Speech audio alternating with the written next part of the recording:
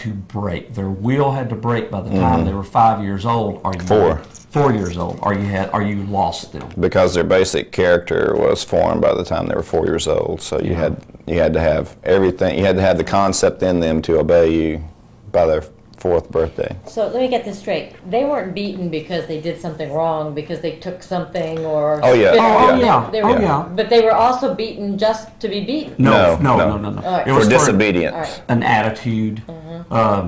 You finish your cracked wheat, a common breakfast food with the community, or millet, and the child doesn't want it, or something. Or they're full. Or they're full, or whatever.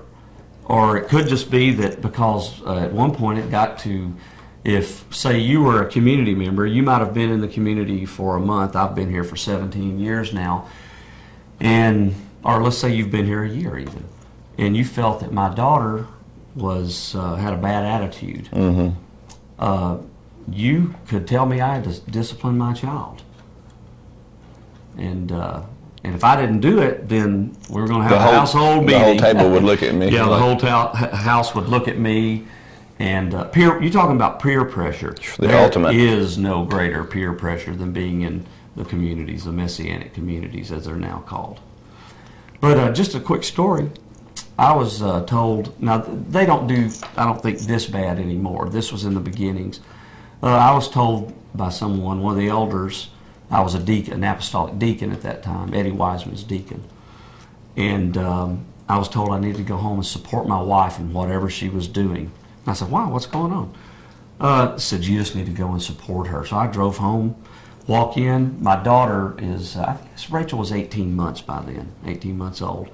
She was laying without any clothes on the floor, and one woman was over to the left of her, on her hands and knees down, praying that my daughter would break. And kind of 18 months old. Yeah. And my daughter was nude. My wife had her hands on her legs like this, had, I don't know, 20 or 25 of the rods that they used broken, that she had broken on her. It was the first time in my life I'd actually saw black and blue. And my daughter was bleeding from her thighs and her buttocks. And she looked like hamburger meat, black and blue from the back of her neck to the bottoms of her feet. Actually spanked on the bottom of her feet. What did you do? I broke all the rods, and I said, something has gone haywire here.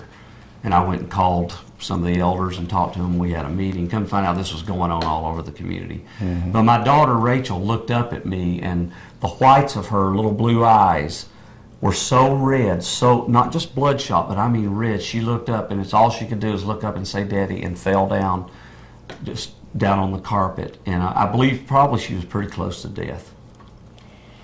Did you seek medical attention? Oh, goodness, no. Goodness, no. We had to hide her from my parents, so that my parents wouldn't find out.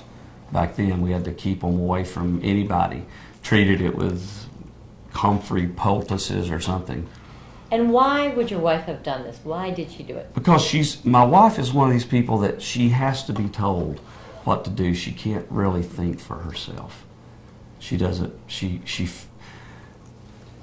that's a long story. Okay. But she would have thought the child needed to be broken for whatever. Yeah, Remember what the fraction was? Oh, she's a wonderful person. Linda's a wonderful person, but she has to be told what to do because she has to feel that she's doing the right thing. She's doing God's will.